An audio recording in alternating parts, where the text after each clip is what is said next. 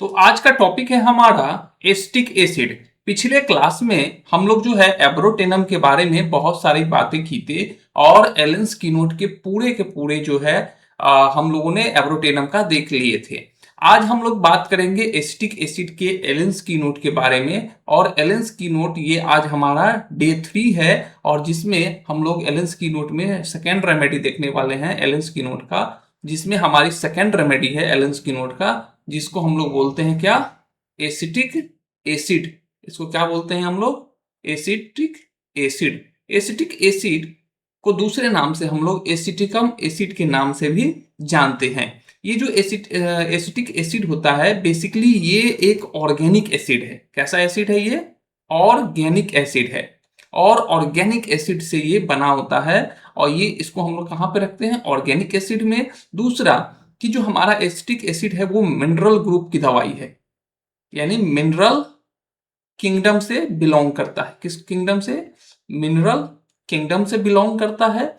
और अगर हम इसके ग्रुप की बात करें कि ये किस ग्रुप में आता है, तो बेसिकली ये एसिड ग्रुप से बिलोंग करता है। किससे, एसिड ग्रुप से, राइट। तो एक तो ये ऑर्गेनिक एसिड है, दूसरा मिनरल किंगडम से आता है और एसिड ग्रुप से आता है। और इसको कॉमनली हम लोग एसिटिक एसिड कहते हैं। और ये जिस चीज से बनता है उसको हम लोग ग्लेशियल एसिटिक एसिड कहते हैं। इसको क्या क्या कहते हैं, ग्लेशियल एसिटिक एसिड कहते हैं। अब ग्लेशियल एसिटिक एसिड कहने का मतलब ये है क्योंकि ग्लेशियल एसिटिक एसिड, क्योंकि ये कॉन्सेंट्रेटेड एसिड होता है। ये कैसा होता है, concentrated concentrated concentrated acetic acid होता है, कॉन्सेंट्रेट एसिटिक एसिड होता है। और ये प्योर फॉर्म में होता है। कैसे फॉर्म में होता है, ये प्योर होता है, ठीक है। इसलिए इसका अगर हम बात करें फिजिकल प्रॉपर्टी की, फिजिकल कैरेक्टर की, तो फिजिकल प्रॉपर्टी अगर हम एसिटिक एसिड का बात करें तो सबसे पहला चीज आता है कि इसका अपीयरेंस कैसा होगा। सबसे पहली बात हम लोग करनी चाहिए, इसका अपीयरेंस कैसा होता है। तो इसका अपीयरेंस जो है बेसिकली ये कलरलेस होता है। कैसा होगा, ये कलरलेस, ठीक है। लिक्विड फॉर्म में रहता है जनरली, लिक्विड ऑर्गेनिक एसिड है, लिक्विड ऑर्गेनिक एसिड है। दूसरा, एक तो हमने इसका अपीयरेंस को समझा, दूसरा हमको जानना चाहिए इसका ओडर के बारे में कि इसमें कोई गंध भी होता है। तो एसिटिक एसिड में बेसिकली पंजेंट स्मेलिंग होता है। इसके अंदर जो है स्ट्रॉन्ग, तेज, pungent pungent vinegar like smell इसमें होता है। उसके बाद अगर हम इसकी प्रॉपर्टी की बात करें, सोलबिलिटी की, घुलनशीलता इसकी कितनी है, सोलबिलिटी, तो इसकी सोलबिलिटी की बात करें तो कंप्लीटली ये घुल जाता है, कंप्लीटली मिसिलेबल है, कंप्लीटली मिसिलेबल है। किसमें, मिसिलेबल वाटर हो चाहे अल्कोहल हो, राइट। तो दोनों चीज में जो है ये कंप्लीटली घुल जाता है। और अगर हम इसके मेल्टिंग पॉइंट की बात करें, क्योंकि मेल्टिंग पॉइंट, तो मेल्टिंग पॉइंट जो है इसका 16.6 सेंटीग्रेड में है। और बॉइलिंग पॉइंट की अगर हम बात करें इसके, अगर हम इसके बॉइलिंग पॉइंट की बात करें, बॉइलिंग पॉइंट में तो हमारा कितना रहता है, 118 डिग्री सेंटीग्रेड पर ये जो है बॉयल करता है, ठीक है। तो ये हो गया कुछ एसिटिक एसिड के जनरल प्रॉपर्टीज। अब आ जाइए हम लोग एसिटिक एसिड के बारे में जो है समझते हैं कि इसका जो है एसिटिक एसिड में इसका केमिकल फॉर्मूला क्या होता है। एसिटिक एसिड का केमिकल फॉर्मूला क्या है, तो एसिटिक एसिड का जो केमिकल फॉर्मूला है वो है C4H3O3। ये बेसिकली ओल्ड फॉर्मूला है, ये क्या है, ओल्ड फॉर्मूला है।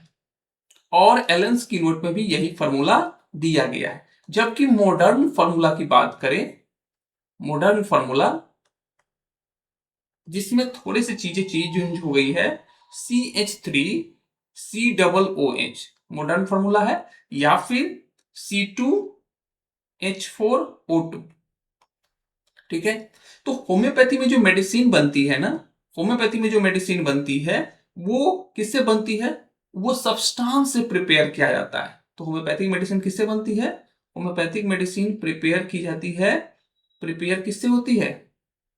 प्रिपेयर्ड में सब्सटेंस से की जाती है। सब्सटेंस से जो है बेसिकली सब्सटेंस से एसिटिक एसिड निकालकर और फिर उससे जो है दवाई बनाई जाती है। ठीक है, तो ये था बेसिकली हमारा एसिटिक एसिड को लेकर एक जनरल कॉन्सेप्ट।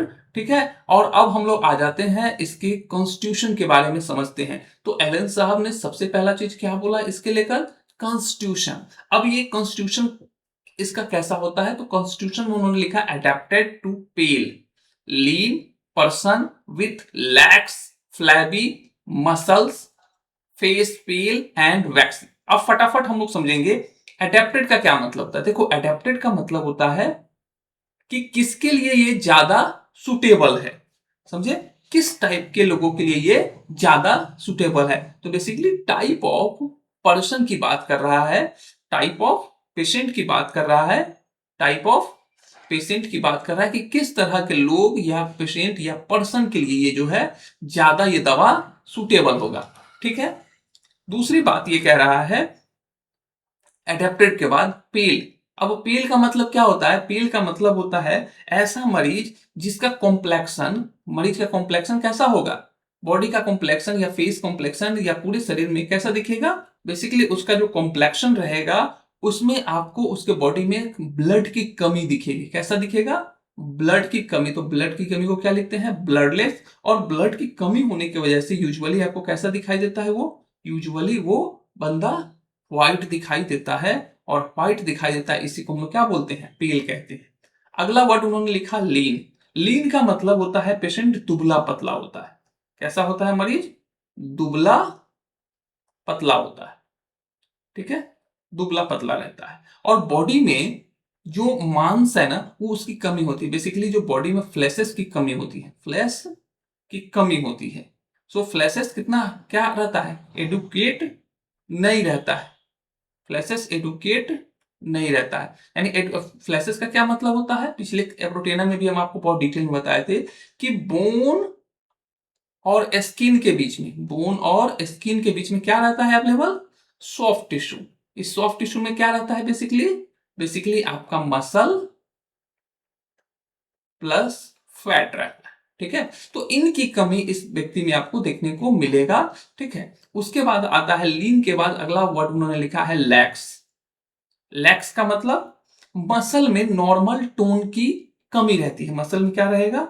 नॉर्मल टोन की कमी को बोलते हैं। मसल में टोन की कमी रहती है। मसल जो है टोनलेस रहता है, टोनलेस रहेगा। ठीक है, तो मसल में नॉर्मल जो है टोन की कमी रहेगी, टोनलेस रहेगा, या फिर उसमें फिर्मनेस नहीं रहेगा मसल में। ठीक है, फिर्मनेस नहीं रहेगा, टोनलेस रहेगा, फिर्मनेस रहेगा। ये चीज हमको समझ में आए। अगला वर्ड उन्होंने लिखा लैक्स के बाद फ्लैबी। फ्लैबी का क्या मतलब होता है? फ्लैबी का मतलब होता है फ्लैबी मसल। फ्लैबी का मतलब जो मसल है ना वो बहुत सॉफ्ट है। मसल कैसा है? मसल जो है सॉफ्ट है और लूज लूज है। ठीक है, और पुअरली टोन है। कैसा है? पुअरली टोन है, क्योंकि उसमें टोन नहीं है, मसल में फेयरनेस नहीं है, टोन नहीं है, तो मसल कैसा हो जाएगा? मसल बेसिकली आपका टोनलेस रहेगा। ठीक है, अब आ जाइए आगे हम लोग बात करते हैं फेस जो है उस मरीज का कैसा होगा। फेस बेसिकली उन्होंने बोला फेस पेल है। पेल का मतलब ब्लडलेस और व्हाइट है, ब्लडलेस व्हाइट। ठीक है, और वैक्सी, कैंडल के जैसे। वैक्स का मतलब बेसिकली पेल वैक्सी फेस, यानी वैक्सी का मतलब हो गया कैसा? कैंडल वैक्स पेल के जैसा। कैंडल वैक्स जैसा पेल, यानी कि इसमें क्या रहेगा? लाइफलेस अपीयरेंस रहेगा, लाइफलेस अपीयरेंस, अपीयरेंस। राइट, तो जो हमारा एसिटिक एसिड है यहां पे कॉम्प्लेक्शन नहीं है। यहां पर फेयर कॉम्प्लेक्शन नहीं है। क्या है? फेयर कॉम्प्लेक्शन नहीं है, कॉम्प्लेक्शन नहीं है। तो जिसकी वजह से फेस कैसा दिखेगा? फेस में हेल्दी कलर अब्सेंट रहेगा। अब्सेंट रहेगा क्या? हेल्दी कलर जो है बेसिकली वो आपको कलर अब्सेंट रहेगा। दूसरी चीज ब्लडलेस अपीयरेंस रहेगा। क्या रहेगा? Bloodless appearance. तो जो एसिटिक एसिड का मरीज होगा वो कैसा दिखेगा? उसमें जो नेचुरल कलर होते हैं ना, थोड़े से रेडनेस होते हैं, स्किन में ग्लो होता है, वो नहीं रहेगा। दूसरा ब्लडलेस अपीयरेंस रहेगा। तीसरा डल कॉम्प्लेक्शन रहेगा, डल रहेगा वो। और क्रोनिक वीकनेस जो है उसके अंदर देखने को आपको मिलेगा। एनीमिया के जैसा उसमें आपको कैरेक्टर जो है देखने को मिलेगा। ठीक है, एनीमिया आपको देखने को मिलेगा। सो ओवरऑल पेशेंट को देखकर ये लगता है कि ये पर्सन कैसा है। ओवरऑल अगर आप मरीज की बात करोगे ओवरऑल, तो मरीज आपको कैसा दिखता है? मरीज बेसिकली आपको न्यूट्रिशनल पर्सन जो है आपको कैसा दिखेगा? Person nutritionally nutritionally and physically पूरी तरह से ड्रेन दिखेगा। न्यूट्रिशनली एंड फिजिकली ड्रेन दिखेगा। उसके अंदर एनर्जी नहीं दिखेगी, लाइफलेस दिखेगा। फिजिकली क्या रहेगा? ड्रेन रहेगा। ठीक है। अब यहां पर उन्होंने एक बहुत इंपॉर्टेंट रेमेडी डाली है, फेरम मेटालिकम। ठीक है, फेरम मेटालिकम। सो डीडी बहुत इंपॉर्टेंट होता है दवाई के लिए। सो फेरम मेट के साथ उन्होंने जो है कंपैरिजन रखा है। सो फेरम मेट में क्या है? फेरम मेट में एक्सट्रीम पेलनेस है। क्या है? एक्सट्रीम पेलनेस है, बहुत ज्यादा पेलनेस रहता है। कहां पर? खास करके आपको फेस में, लिप में एंड म्यूकस मेम्ब्रेन पे। लेकिन वन ऑफ द पॉइंट यहां पे याद रखने की चीज है कि इसके चाहे फेस हो, लिप हो या म्यूकस मेम्ब्रेन हो, लेकिन इसका कलर जल्दी बदलता है। So rapidly change colour, rapidly change colour. किसका कलर? फेस का, लिप का, म्यूकस मेम्ब्रेन का। क्यों? क्या? और चेंज होकर कैसा हो जाता है? चेंज होकर रेड फ्लैशेस हो जाएगा, रेड एंड फ्लैश्ड हो जाएगा। क्यों? कारण क्या है और कब बदलेगा? तो इसके फिरामेट के जो बॉडी में अगर थोड़ा सा भी एक्साइटमेंट आएगा, क्या आएगा? Excitement, slight excitement. ठीक है, या फिर यूं समझ लीजिए कि थोड़ा सा पेन सेंस हुआ इसको, इमोशन हुआ, या फिर एक्सर्शन हुआ। ठीक है, या फिर एक्सर्शन हुआ, तो जिसकी वजह से इसके बॉडी में जितने भी पेल अपीयरेंसेस हैं वो तुरंत चेंज कर जाता है और रेड फ्लशेस हो जाता है। सो स्लाइट पेन, पेल कैरेक्टर जो है इसका बेसिकली पेल से स्लाइट, याद रखिए, स्लाइट पेन, इमोशन। ठीक है, पेन, इमोशन या फिर एक्सर्शन, पेन, इमोशन, एक्सर्शन से चेहरा कैसा हो जाएगा? पूरा रेड एंड फ्लैशिस्ट हो जाएगा। तो हम लोग पिरामिड का चेहरा में अगर हम 5 मिनट बैठे, थोड़ा सा कोई भी इमोशनली चीज करे उसके साथ, या इमोशनली कुछ बातें करेंगे, कुछ ऐसा करेंगे, और मरीज में आपको क्या देखने को मिलेगा? उसका जो पेल कैरेक्टर है वो शिफ्ट कर जाएगा, रैपिडली शिफ्ट करेगा किसमें? रेड एंड फ्लैशेस में, लाल दिखना शुरू हो जाएगा उसका चेहरा, ओठ। ठीक है, तो है तो जनरली वो भी एनीमिया। फेरामेट भी एनीमिया के लिए बहुत अच्छी रेमेडी होती है। ठीक है, लेकिन जैसे ही आप उसको पहचानने का एक बहुत अच्छा बेहतरीन तरीका है उसके कॉन्स्टिट्यूशन का। ठीक है, अब आ जाइए, उन्होंने बात किया यहां पर हैमरेज के बारे में। हैमरेज क्या होता है? अगर जो फर्स्ट ईयर के स्टूडेंट होंगे उनको नहीं पता होगा। देखो, हैमरेज बेसिकली क्या है ना, लीकेज ऑफ ब्लड होता है। हैमरेज क्या है? लीकेज ऑफ ब्लड है। लीकेज ऑफ ब्लड कहां से? क्लोज कंपार्टमेंट से, जो बेसिकली हमारा क्लोज ब्लड वेसल्स है, क्लोज्ड ब्लड वेसल। तो हमारा ब्लड वेसल जनरली क्या है ना, एक क्लोज सिस्टम है। ब्लड वेसल्स कैसा है? Blood vessel. अब चाहे ब्लड वेसल्स में कोई भी हो, वेन हो बेसिकली और आर्टरी हो, तो जनरली जो हेमरेज के केसेस आते हैं वो वेन से आते हैं, कई बार आर्टरी से भी आते हैं, वेन से भी आते हैं। ठीक है, लेकिन हेमरेज में कहीं से कट जाना, तो ब्लड बहुत निकलना, या फिर आर्टरी में मोस्टली देखने को मिलता है, क्योंकि प्रेशर ज्यादा होता है, आर्टरी में क्या होता है, प्रेशर ज्यादा होता है। तो इस मरीज को फिजिकल जनरल में अगर हम समझे तो कहां से haemorrhage, from every mucus outlet. अब every mucus outlet, mucus outlet क्या होता है, हर जगह से mucus outlet, every mucus outlet की बात कर रहे हैं, जिसमें उन्होंने बोला नोज, नोज से, थ्रोट से, स्टमक से, लंग्स से,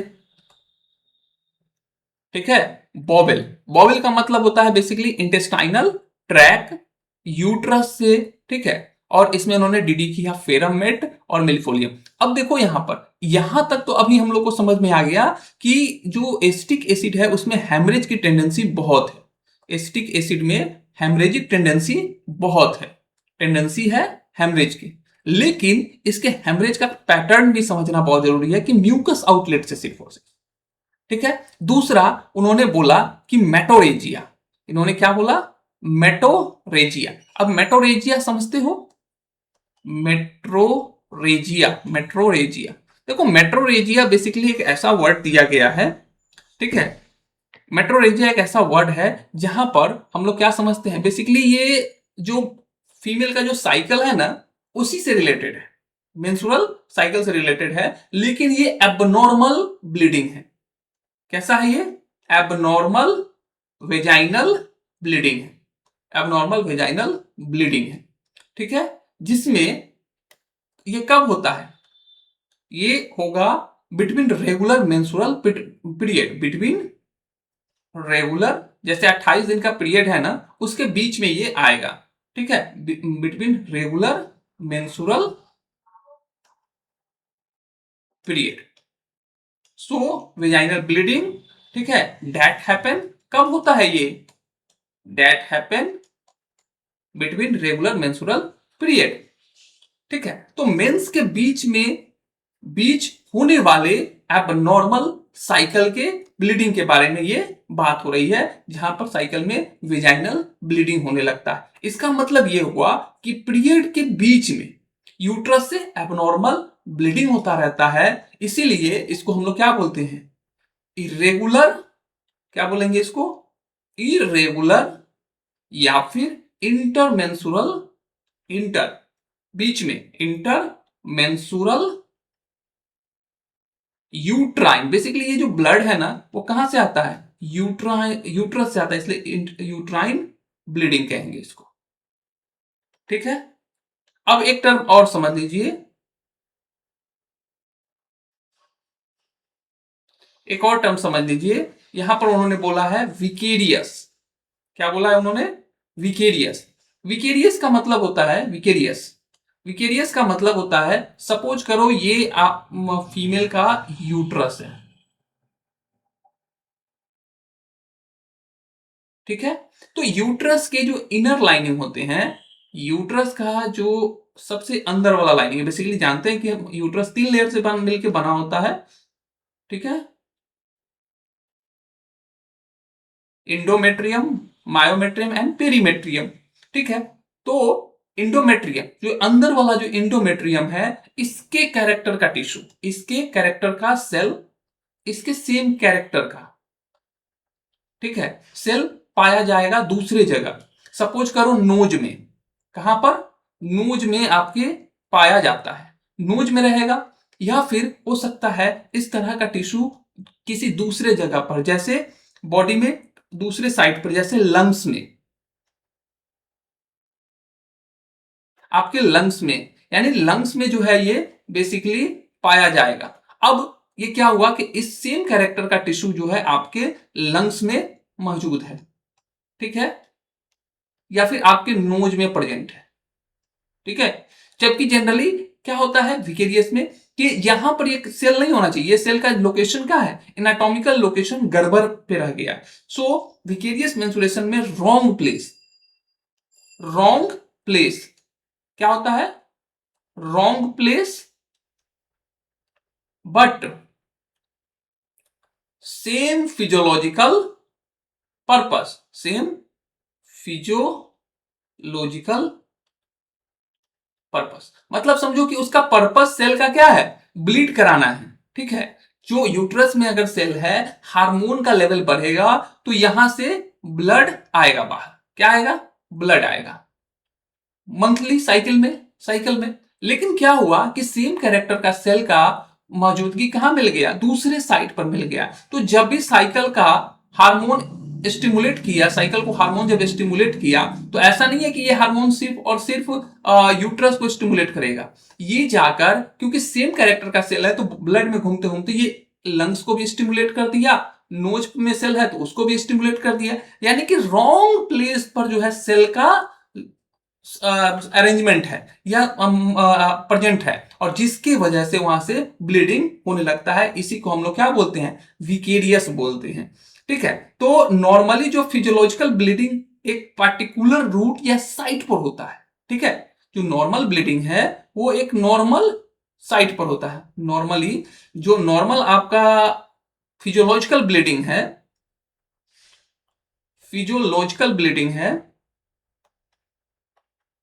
फिजियोलॉजिकल ब्लीडिंग का क्या है?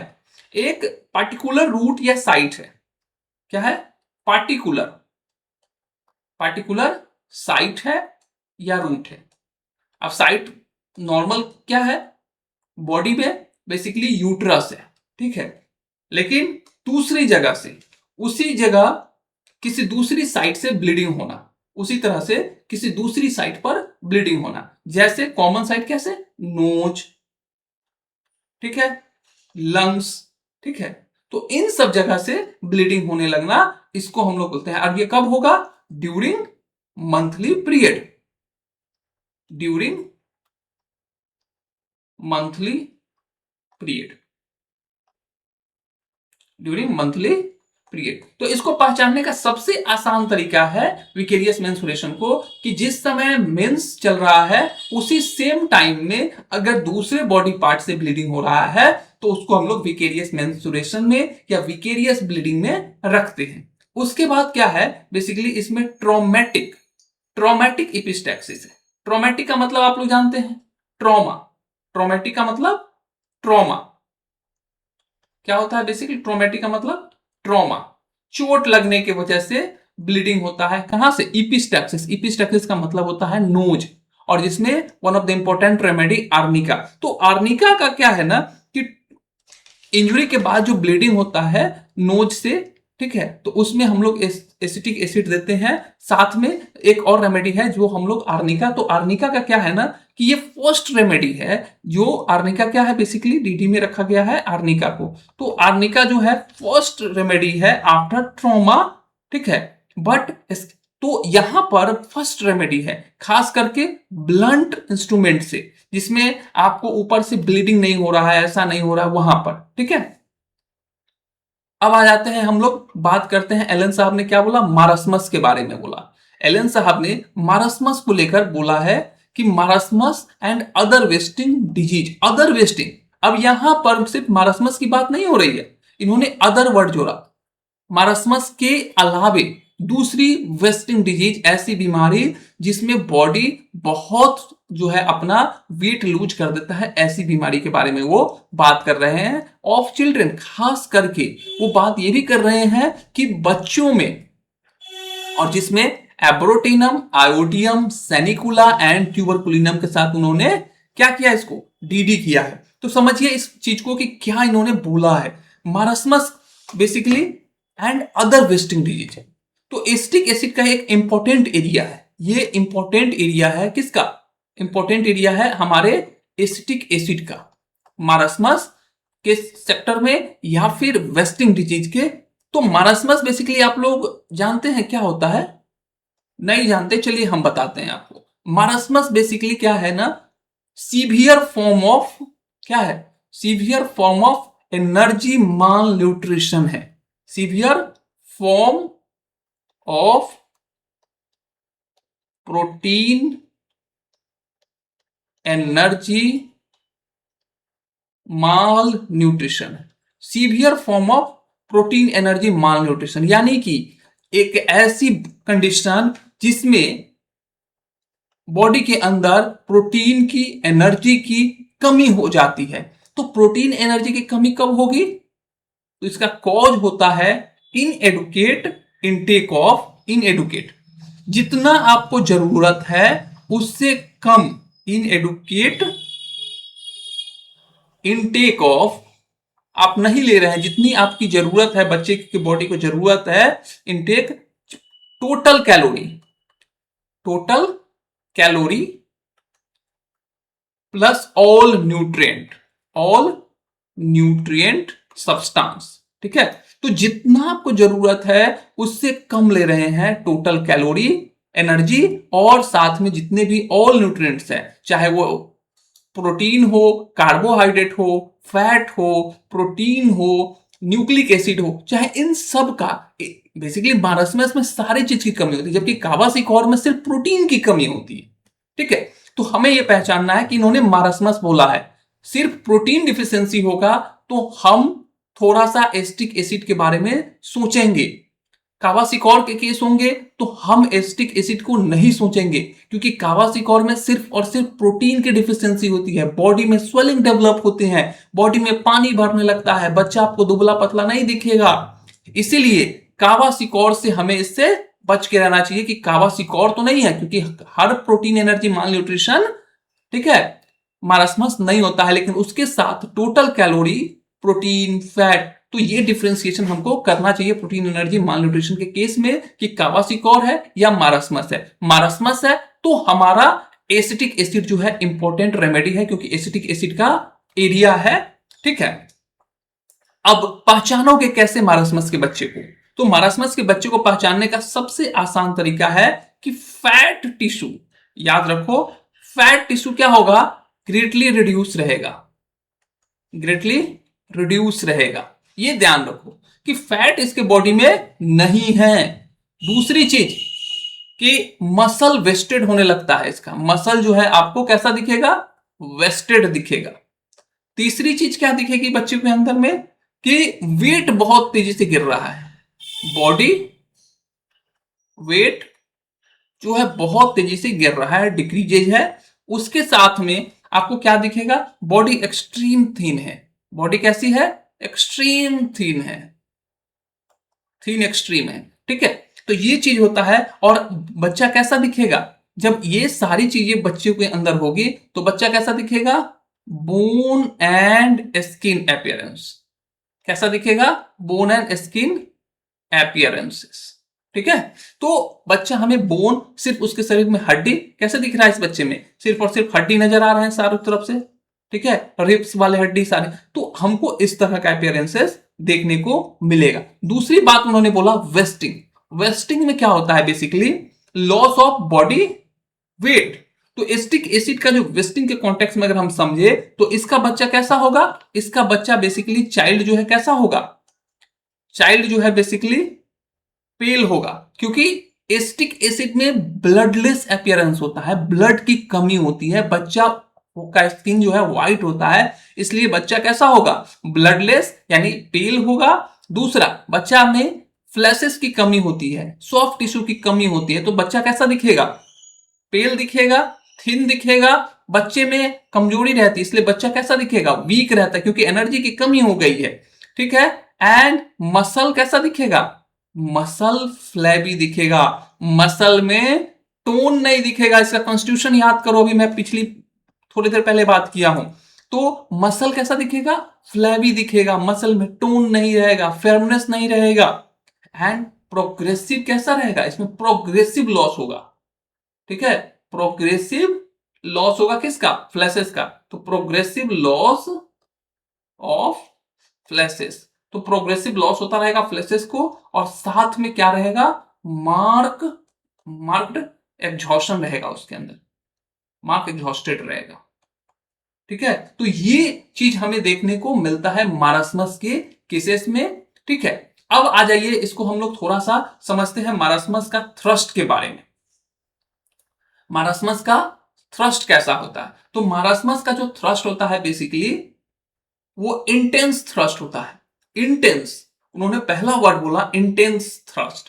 तो इंटेंस का क्या मतलब होता है? इंटेंस थ्रस्ट में क्या होता है? बेसिकली इंटेंस में मरीज को बहुत ज्यादा पानी पीने की डिजायर होती है, बहुत ज्यादा, एक्सेस वाटर का डिजायर होता है। या लार्ज क्वांटिटी में पानी का डिजायर होता है। बर्निंग, अब देखो थ्रस्ट में ही उन्होंने जोड़ा है इंटेंस बर्निंग।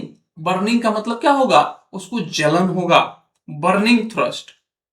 ठीक है, बर्निंग थ्रस्ट है यहां पर। इंटेंस थ्रस्ट, बर्निंग थ्रस्ट, यानी कि पेशेंट के थ्रस्ट के साथ बर्निंग सेंसेशन आएगा। कैसा आएगा, थ्रस्ट के साथ में बर्निंग का सेंसेशन आएगा पेशेंट के अंदर।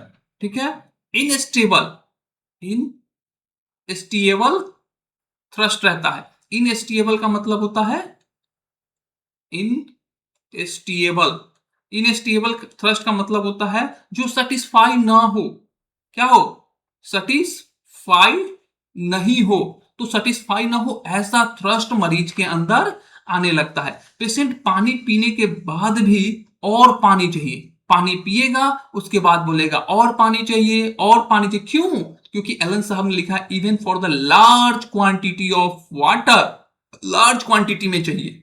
तो पानी बहुत ज्यादा मात्रा में वो पीता है, थ्रस्ट कंटिन्यूअसली रिटर्न होती है। सो इसका थ्रस्ट में कैसा होगा, इसका थ्रस्ट लार्ज क्वांटिटी। यहां एक इंपॉर्टेंट पॉइंट इन्होंने बोला, यहां पर ये बहुत इंपॉर्टेंट पॉइंट है, इंपॉर्टेंट पॉइंट है। ठीक है, इंपॉर्टेंट पॉइंट है एग्जाम पॉइंट ऑफ व्यू से भी और आपके क्लिनिकल पॉइंट ऑफ व्यू से, कि यहां एक इंपॉर्टेंट पॉइंट हम इसलिए पुट कर रहे हैं क्योंकि इन्होंने इनस्टेबल, बर्निंग, इंटेंस थ्रस्ट, उसके साथ में लार्ज क्वांटिटी ऑफ वाटर, मतलब पेशेंट यहां पर सिर्फ घूट घूट के पानी नहीं पीता है, स्मॉल सिप ऑफ वाटर नहीं पीता है, यहां लार्ज क्वांटिटी में पानी पीता है। मतलब थ्रस्ट की इंटेंसिटी प्लस क्वालिटी दोनों मार्केबल है। तो यहां पर क्या है मरीज में, थ्रस्ट में उसकी इंटेंसिटी, क्योंकि इंटेंसिटी जो है इसका प्लस क्वांटिटी, इंटेंसिटी और प्लस क्वांटिटी दोनों ही मार्केबल है। क्यों, क्योंकि एक तो intensity, intense excess water desire, burning उसमें जलन आ रही है, इंटेंसिटेबल सेटिस्फाई नहीं हो रहा है, और लार्ज क्वांटिटी में पानी चाहिए। ठीक है, क्वांटिटी भी कैसा चाहिए, लार्ज चाहिए। तो दोनों ही चीज इसका बहुत इंपॉर्टेंट है। अब उन्होंने बोला कि ड्रॉपसी के केसेस में, ड्रॉपसी बेसिकली, ड्रॉपसी क्या होता है, ड्रॉपसी में एबनॉर्मल एकुमुलेशन होने लगता है फ्लूइड का। ड्रॉपसी में क्या होता है, एबनॉर्मल एकुमुलेशन होने लगता है फ्लूइड का, एकुमुलेशन होने लगता है फ्लूइड का बॉडी कंपार्टमेंट में। ठीक है, तो एबनॉर्मल एकुमुलेशन होने लगेगा बॉडी के कैविटी में, कंपार्टमेंट में, और इसमें ड्रॉपसी बोला है उन्होंने, तो इसका मतलब है जनरलाइज ओडीमा। ड्रॉपसी का मतलब होता है जनरलाइज ओडीमा, यानी बॉडी में जनरलाइज ओडीमा डेवलप करेगा। सो एसिटिक एसिड में ये इंटरेस्टिंग कॉम्बिनेशन है कि ड्रॉपसी के साथ, ये याद रखना, ड्रॉपसी में dropsy plus intense thrust, intense thrust, इसीलिए रिपर्टरी में भी देखोगे ना तो रूब्रिक्स है ड्रॉपसी विथ थ्रस्ट और विदाउट थ्रस्ट। तो वहां पर एसिटिक एसिड जो है एक इंपॉर्टेंट रेमेडी है, इंटेंस थ्रस्ट और उसके साथ में वीकनेस रहता है पेशेंट को, राइट। तो ड्रॉपसी के केस में। दूसरा डायबिटीज, अब डायबिटीज आप लोग जानते हैं, डायबिटीज में बेसिकली, तो डायबिटीज में क्या होता है ना, एक्सेसिव यूरिनेशन होने लगता है बॉडी में। जब ग्लूकोज का लेवल बढ़ता है, थ्रेशोल्ड को पार करता है, तो वो क्या करता है, यूरिन से बाहर निकलने लगता है, और जिसकी वजह से ज्यादा पेशाब होने लगता है, और बॉडी में वाटर लॉस ज्यादा करता है। अब ज्यादा पेशाब होगा, ज्यादा पानी बाहर जाएगा, ठीक है, जिसकी वजह से पोलीयूरिया पेशेंट को होगा, पोलीयूरिया, ठीक है, प्लस क्या होगा, फ्लूइड लॉस हो रहा है बॉडी से, फ्लूइड लॉस, और उसमें थ्रस्ट जो है बढ़ जाएगा, थ्रस्ट एक्सेसिव। ठीक है, तो polyuria basically excessive urine production, excessive urine production, right. अब चलिए, हमने यहां तक देखा, डायबिटीज को समझा। क्रोनिक डायरिया, अब इन्होंने क्रोनिक डायरिया बोला है, नॉट एक्यूट डायरिया। तो एसिटिक एसिड में डायबिटीज में इंटेंस थ्रस्ट, इनस्टेबल थ्रस्ट रहता है, और उसके बाद क्रोनिक डायरिया। क्रोनिक डायरिया का मतलब क्या होता है, देखो क्रोनिक का मतलब होता है वैसी बीमारी, कोई भी बीमारी जो लंबे समय तक चल रही हो या लंबे समय तक चलती आ रही हो, लॉन्ग टाइम से, लॉन्ग टाइम से, ठीक है, उसको हम लोग क्या बोलते हैं, क्रोनिक बोलते हैं। या वैसी बीमारी जो आपके लाइफ में कैसे आया पता नहीं चला, उसको हम लोग क्या बोलते हैं, क्रोनिक कहते हैं। एक्यूट आता है तो उसकी इंटेंसिटी ज्यादा रहती है, आपको पता चल जाता है, वो रैपिडली आता है। क्रोनिक डिजीज धीरे धीरे आता है, ठीक है, तो और लंबे समय तक चलता रहता है। तो इसकी डायरिया बेसिकली कैसी है, क्रोनिक है, ठीक है, क्रोनिक डायरिया। तो डायरिया में क्या होता है, बेसिकली लूज स्टूल होता रहता है, but no thirst in fever. This is the very important कि इसके थ्रस्ट में क्या है, आपको इसका थ्रस्ट जो है नहीं होता है इन फीवर। ये बहुत इंपॉर्टेंट है। क्या है ये, बहुत इंपॉर्टेंट है इसका फीवर पार्ट। एसिटिक एसिड का जो फीवर पार्ट है वो बहुत इंपॉर्टेंट है, कि जिसमें उसको थ्रस्ट नहीं होता है, थोड़ा भी थ्रस्ट नहीं है। बाकी सारी चीजों में थ्रस्ट होता है। ये इंपॉर्टेंट कीनोट है इसका, क्या है, इंपॉर्टेंट कीनोट है एसिटिक एसिड का, कि सारी बीमारी में इसको थ्रस्ट होता है, लेकिन इसके फीवर में थ्रस्ट नहीं है। और ये एसिटिक एसिड के लिए क्या है, पिकुलियर है, ये पैराडॉक्सिकल कीनोट है। तो याद रखने के लिए क्या करेंगे एसिटिक एसिड में, कि एसिटिक एसिड में थ्रस्ट एवरीवेयर। एसिटिक एसिड में थ्रस्ट क्या है, एवरीवेयर, हर जगह थ्रस्ट है, एवरीवेयर, हर जगह पर उसको थ्रस्ट है। लेकिन दूसरी जगह पर अगर हम देखें कि फीवर में थ्रस्ट डिसअपियर है, थ्रस्ट डिसअपियर किसमें, थ्रस्ट डिसअपियर इन फीवर। तो फीवर में क्या होता है, फीवर में थ्रस्ट जो है डिसअपियर हो गया है, समझे। तो ये बहुत इंपॉर्टेंट कीनोट है, ये पैराडॉक्सिकल कीनोट है फिजिकल जनरल में फीवर को पहचानने के लिए एसिटिक एसिड को। तो इसमें पानी लिया है ये, लेकिन पी नहीं पा रहा है, क्यों, क्योंकि इसको थ्रस्ट डिसअपियर हो गया है। अगर वही डायबिटीज का केस मिलता है उसमें थ्रस्ट रहेगा, डायरिया में थ्रस्ट मिलेगा, ड्रॉपसी में थ्रस्ट मिलेगा। जहां पर थ्रस्ट इतना इंटेंस रहेगा, बर्निंग रहेगा, इनस्टेबल रहेगा, और लार्ज क्वांटिटी में पानी चाहिए, लेकिन फीवर के केस में थ्रस्ट नहीं रहता है, ठीक है। अब आ जाते हैं हम इसके बात करते हैं ग्रेट प्रोस्ट्रेशन। बहुत ज्यादा क्या होता है, इसको कमजोरी लगता है, प्रोस्ट्रेशन आफ्टर इंजुरी। कंडीशन भी उन्होंने बोला कि इंजुरी के बाद, आफ्टर सर्जिकल शॉक और आफ्टर एनेस्थेटिक्स, ठीक है। तो प्रोस्ट्रेशन क्या है, ये सिर्फ ऑर्डिनरी वीकनेस नहीं होता है। प्रोस्ट्रेशन जो है बेसिकली कोई ऑर्डिनरी वीकनेस नहीं है, कोई ऑर्डिनरी वीकनेस नहीं है, ऑर्डिनरी वीकनेस नहीं है ये। क्या है, basically profound physical and physical exhaustion है। क्या है ये, बेसिकली प्रोस्ट्रेशन। प्रोस्ट्रेशन में आप देखोगे प्रोफाउंड प्रोफाउंड फिजिकल एग्जॉस्शन देखने को मिलता है, जिसमें पेशेंट की energy almost completely exhausted feel होता है। सो पेशेंट का जो एनर्जी है, पेशेंट का जो एनर्जी है ना, वो completely patient energy almost exhausted रहता है, एग्जॉस्टेड फील होता है। वीकनेस में नॉर्मल आपको कमजोरी महसूस होता है, लेकिन इसमें पूरा का पूरा एग्जॉस्टेड महसूस मरीज करता रहता है, उसको फील होता है, ठीक है। पेशेंट खड़ा नहीं हो पाएगा, अगर प्रोस्ट्रेशन का मरीज है तो वो बेसिकली खुद से खड़ा नहीं हो पाएगा, स्टैंड नहीं कर पाता है, चलने में डिफिकल्टी होती है, वॉकिंग डिफिकल्टी, ठीक है, वॉकिंग डिफिकल्टी रहती है मरीज को, ठीक है। उसके साथ साथ रेस्ट के बाद भी वीकनेस बना रहता है, ठीक है। तो रेस्ट में भी उसको वीकनेस जो है, या रेस्ट के बाद भी जो है उसको वीकनेस बना रहता है। तो अगर वीकनेस के बीच में, और अगर हम ये देखें कि प्रोस्ट्रेशन के बीच में अगर डीडी करने की कोशिश करें तो एनर्जी रिड्यूस होता है। वीकनेस में क्या होता है, बेसिकली एनर्जी रिड्यूस होता है, याद रखना, वीकनेस में एनर्जी रिड्यूस होता है। क्या होता है, एनर्जी रिड्यूस होता है। जबकि प्रोस्ट्रेशन के केस में क्या होता है, प्रोस्ट्रेशन में एनर्जी ऑलमोस्ट कंप्लीटली ड्रेन हो जाता है, जो एनर्जी है ना वो ड्रेन हो जाता है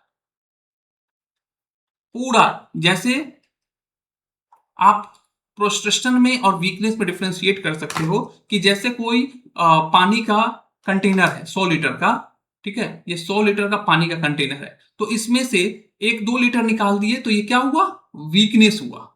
लेकिन उसमें से अगर 100 लीटर में से अगर आपने 50 लीटर निकाल दिया, ठीक है, तो ये क्या कहलाएगा, प्रोस्ट्रेशन का स्टेट में चला जाता है। तो सवाल आता है कि कब प्रोस्ट्रेशन इतना होगा मरीज को। अभी उन्होंने यहां पर ग्रेट प्रोस्ट्रेशन का सवाल आता है कि कब होगा। तो पहली चीज उन्होंने बोली, पहली चीज क्या बोली उन्होंने, पहली चीज बोली आफ्टर इंजुरी, इंजुरी के बाद, ठीक है। अब इंजुरी के बाद एक इंपॉर्टेंट रेमेडी उन्होंने रखा है सल्फ्यूरिक एसिड। तो आफ्टर इंजुरी, इंजुरी के बाद सिर्फ दर्द नहीं बल्कि सीवियर प्रोस्ट्रेशन भी आता है। जनरली इंजुरी के बाद, इंजुरी के बाद क्या होता है, बेसिकली पेन आना चाहिए पेशेंट में, लेकिन यहां पर प्रोस्ट्रेशन भी आता है पेन के साथ, उसको बहुत ज्यादा एनर्जी ड्रेन रहता है।